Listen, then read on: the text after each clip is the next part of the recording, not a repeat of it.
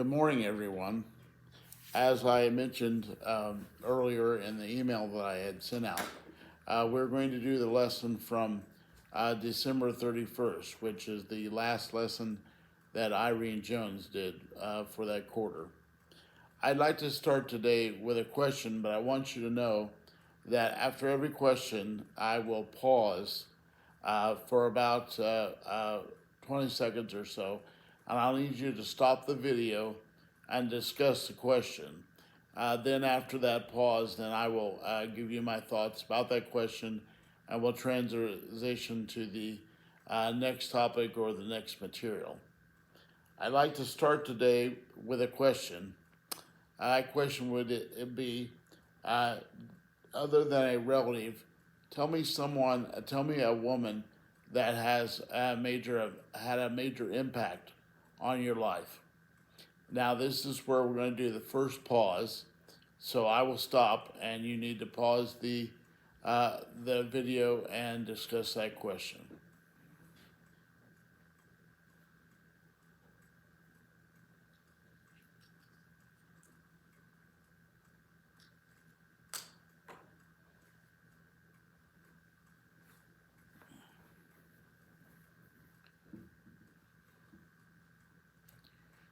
Okay, the reason I asked this question is we're going to talk about another woman in the Bible. Her name is Jael, and she appears to be a rather common lady. This is the only time in the Bible that she is mentioned, and as I think about it, I think there have been quite a few women that were in my life that were more what you would say normal, ordinary, common individuals. I think of teachers that I had, particularly the teacher I had when I went to Marion from my fourth grade year to my sixth grade year.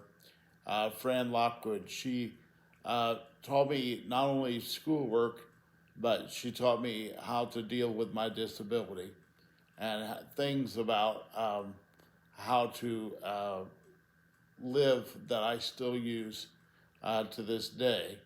And I will always be very thankful to her because of that. I also had other teachers in high school and in college that the kind of people that they were and the way they taught me were things that I've always remembered. My Spanish teacher in high school and one of my computer science professors at Taylor. Now I would like to have another pause again, and I need someone to read Judges chapter 4, 17 to 23, which is the scripture for this lesson. So please pause it now.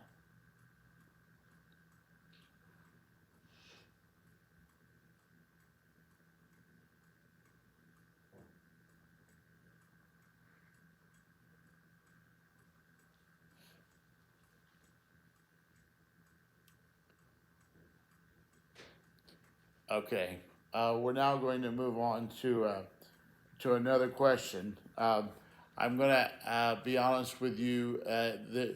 This lesson, for whatever the reason, led itself to a lot more questions that came to my mind that the Lord gave me. So there are going to be a lot of questions and several more pauses that are going to be involved. Here's the question. You are forced to move from your current home to move in with someone else that you know. Who would it be? Where would you go? And why? So now another pause, and please stop the video again and discuss that question.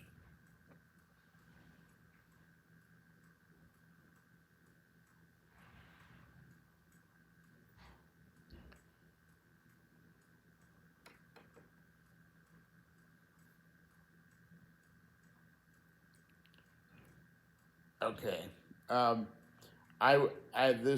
This question is because in this situation, you have Sisera, and we'll talk about Sisera here in a minute, but he is thoroughly defeated by God, and he has to go somewhere quickly uh, to try to survive, to try to live. Um, I didn't give you that scenario necessarily in the question. Um, I know for me personally, if we went to go live with someone, I would probably choose Troy because he's living in mom and dad's old house, and I have a lot of familiarity there. There would not be a lot of places that I would want to move to or go to because of the disability, because I would be worried about that location and whether I could handle it or not. Stephanie and I have had several experiences where we've looked at houses to stay in or bed and breakfast or things that looked good on the outside, but when we dug into them a little bit, it didn't work out that way. We stayed in a bed and breakfast one time over near Alexandria, and it just wasn't handicap accessible at all, even though the lady who ran it indicated to us that it was.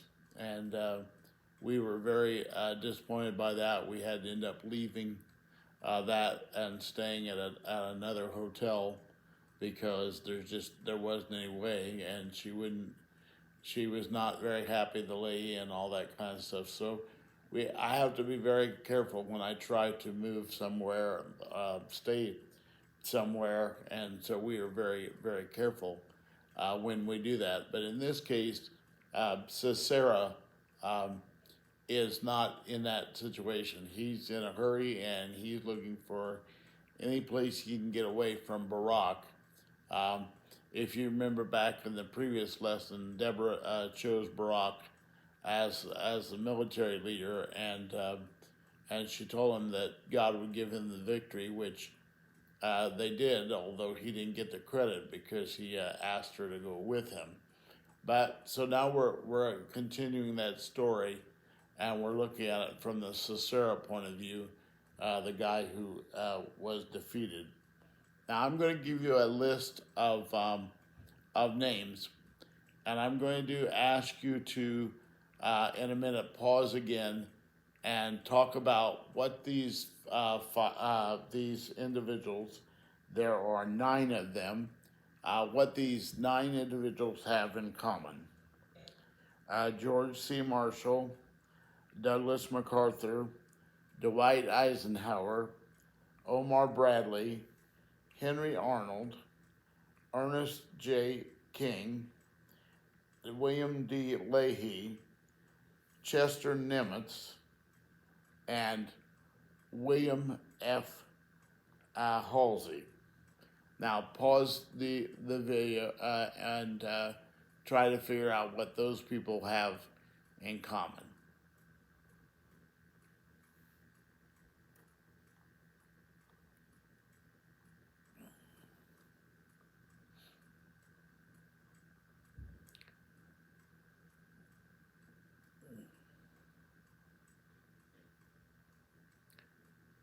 Okay, those 9 people, what they have in common is the first 5 of them were 5-star generals, and the last 4 of them were rear admirals in the Navy, which is the equivalent of a 5-star general. I bring that up because Sisera is the major general of Jabin's army, and so he is the general himself. The leader is the one who's on the run, and he goes to the tent of Heber, the Kenite, who had an alliance with Jabin, which was his boss, the king, and so he felt like he was safe. Interestingly enough, Heber the Kenite is a descendant of Jethro, who was Moses' father-in-law. And so we can see that even though at the time of Moses there was a good relationship between Jethro and Moses and the family, there's obviously been some drift here, and the families didn't always get along as well because we now have this Kenite, the Heber, who had made an alliance with a rival king for the Israelites. So that's the situation that we're in. And in this case, like I said, Sisera is looking for a safe place to stay. Now, we know he's come to the tent and he's there. I have another question for you, and then we're going to pause again. You can talk about the question before we move on. I want to ask you about a time when you were thirsty, and what did you do to quench that thirst? That is, what did you get? What did you get, or what did you drink? What did you do when you were thirsty? So we'll give now pause it again, please, and I'll be back in another 20 seconds.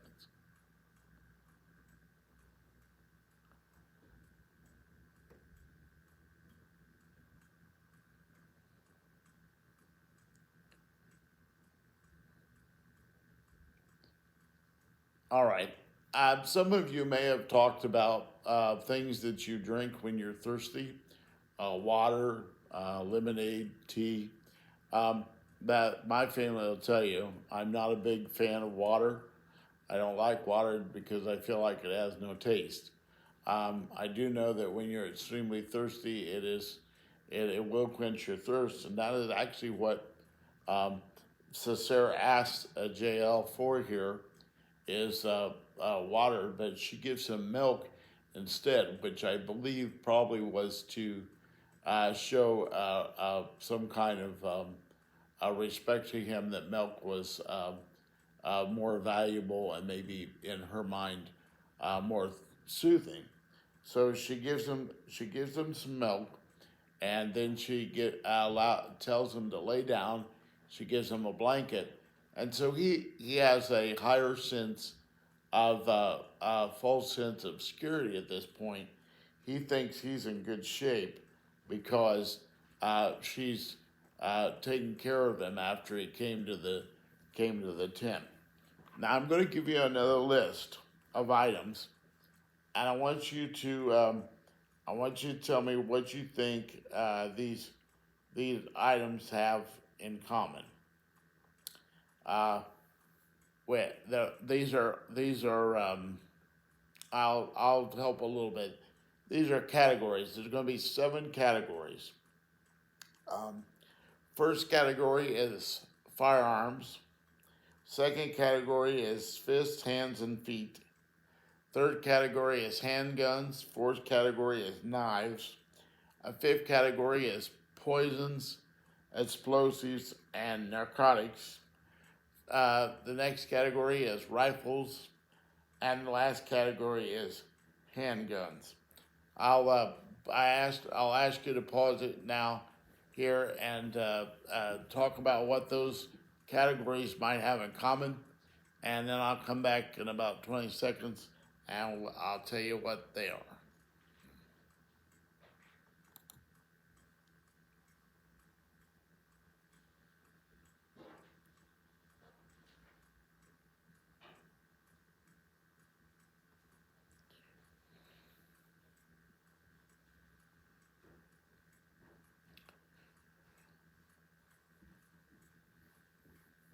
Okay, let's talk about what these categories have in common.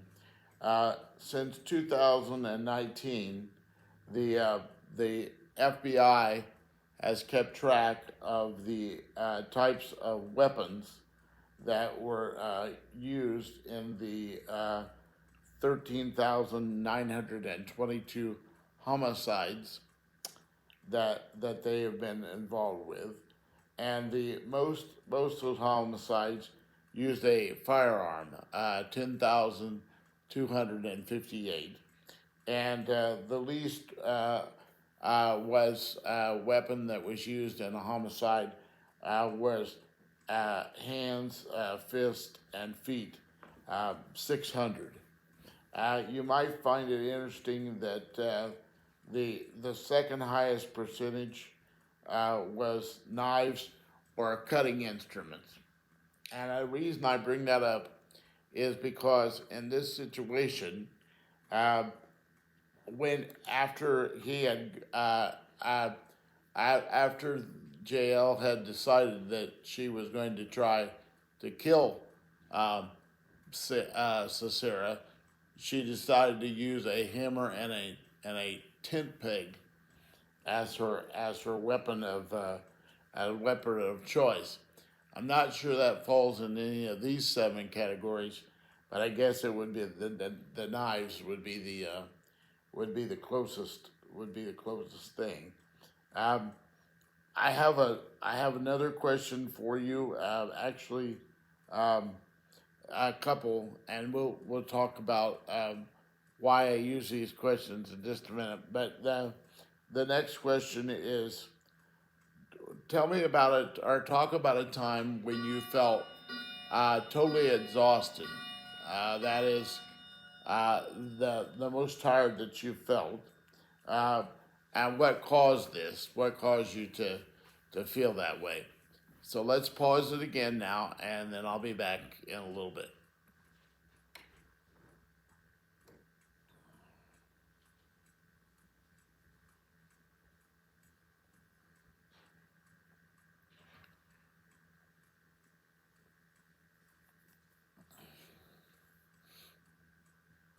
All right. The reason I ask you a question about the being tired is I think that the Lord had this worked out so that Sisera was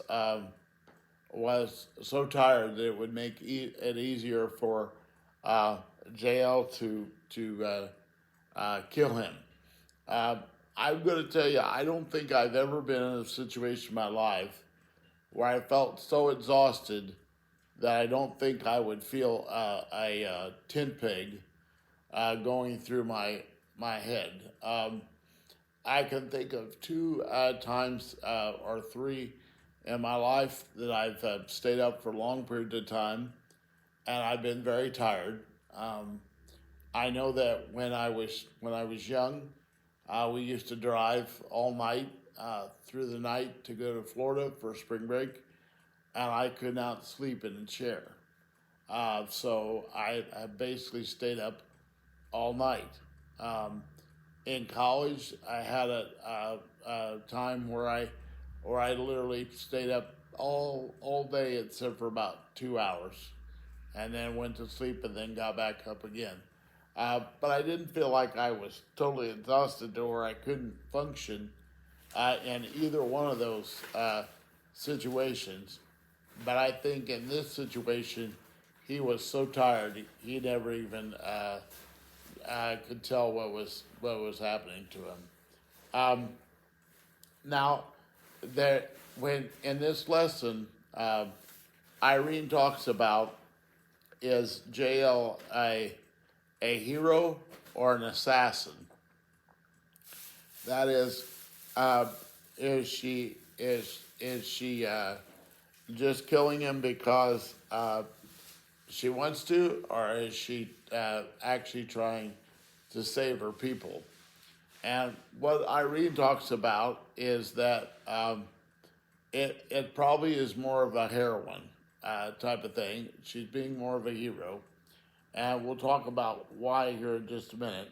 But I want to ask you one more question, and then I'll we'll pause again, and when I come back, we'll talk about the question and how that fits in, and we'll try to wrap everything up here. Uh, Describe a time when you felt like that you had been put in the right place at the right time. All right, pause it now, please, and then I'll be back in a little bit.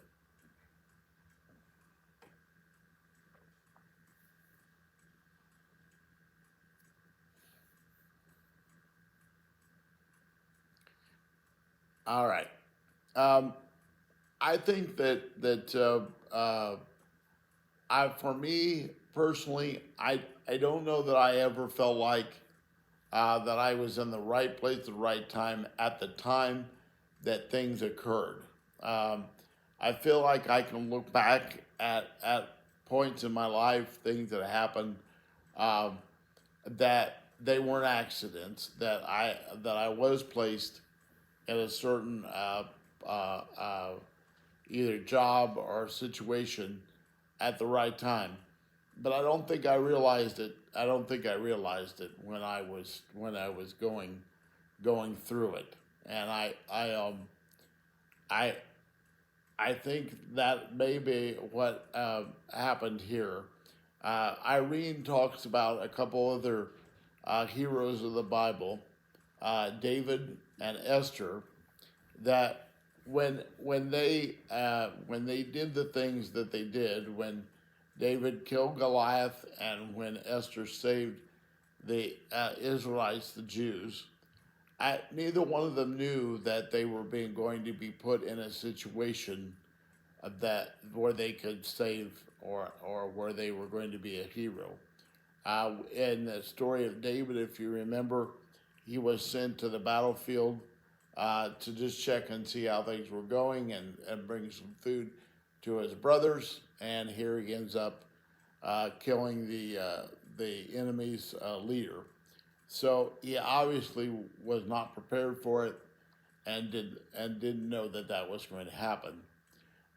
In the story of Esther, where she is made queen, she had no idea that somebody like Haman was going to try to kill her people, and she really didn't, even up until the right until the time that she went to the king to talk to him about it. She still wasn't sure what her role was and all of it. And Mordecai, her adopted father, basically said, "Who knows? But maybe you were made queen for just this situation." So I think in this scripture we have the same situation where Jael is uh, uh, the Lord brings Sisera to Jael and gives her the courage and the wherefore to go ahead and uh, kill him. And then, of course, when Barak comes looking for him later, she's able to show him his dead enemy there. I think that there are going to be very many situations like that in our lives where we're maybe asked to do murder someone, but there are going to be all kinds of times that we may be asked to go out of our comfort zone. And so I would just encourage you to look for those situations where you're to go out of your comfort zone and to do what God asked you to do.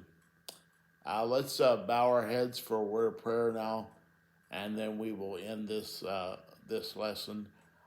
There is no reason to think that Steph and I will not be back on the 21st, and we could talk about not only this recording but where we go from here. But let's bow our heads. In Jesus' precious name, I come to you, Lord, to ask that you would use us like you used Jael, that you would help us to understand situations where we need to step out of our comfort zone and do things for you. I just ask that when those occasions do arise, that you give us the courage that it takes to step out of our comfort zone. Just be with us, Lord, throughout the week. Guide and direct our steps and help us to be better ministers for you, Lord. In Jesus' precious name I pray. Amen.